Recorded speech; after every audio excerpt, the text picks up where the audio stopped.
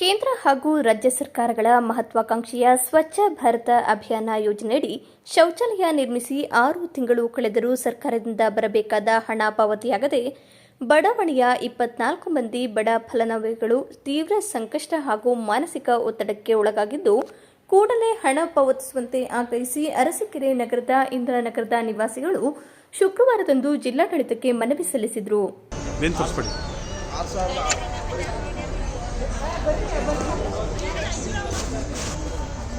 ಈ ಕಡೆ ಬನ್ನಿ. ನೀವು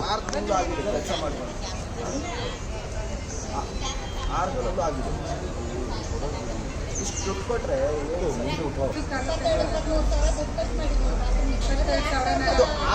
6 ಮಂತ್ ಆಗಿದೆ ಸರ್.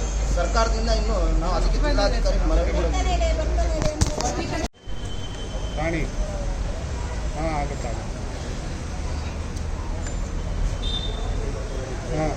ಆಯ್ತು, ಅವರಿಗೆ ಕೊಡಿ. ಹೇಳ್ಬೇಕಾ?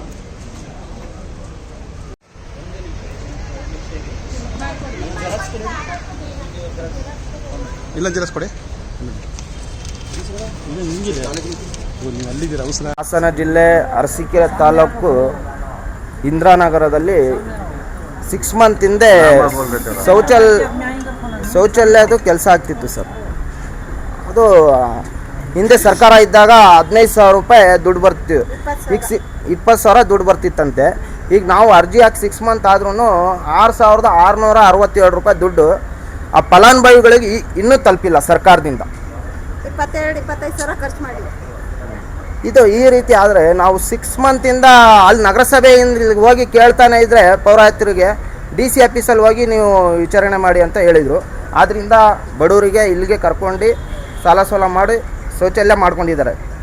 ಶೌಚಾಲಯ ದುಡ್ಡೇ ಕೊಟ್ಟಿಲ್ಲ ಅಂದರೆ ಜಿಲ್ಲಾಧಿಕಾರಿಗಳಿಗೆ ಮನವಿ ಕೊಡೋಕ್ಕೆ ಬಂದಿದ್ದೀವಿ ಸರ್.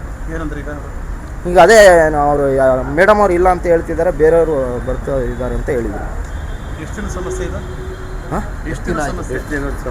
ಸಮಸ್ಯೆ ಸರ್, ಇದು 6 ಮಂತ್ ಆಯಿತು ಸರ್. ಸರ್, ನಗರಸಭೆ ಸದಸ್ಯ ಇಮ್ರಾನ್ ಖಾನ್. ಕಲೀಂ ಸರ್. ನಮ್ಮ ಕಮಿಟಿ ಅಧ್ಯಕ್ಷರು ಕಲೀಮುಲ್ಲಾ ಅವರು, ಆಮೇಲೆ ಭಾಷಾ ಸಾಹೇಬ್ರು ಅಂತ ಬಂದಿದ್ದಾರೆ.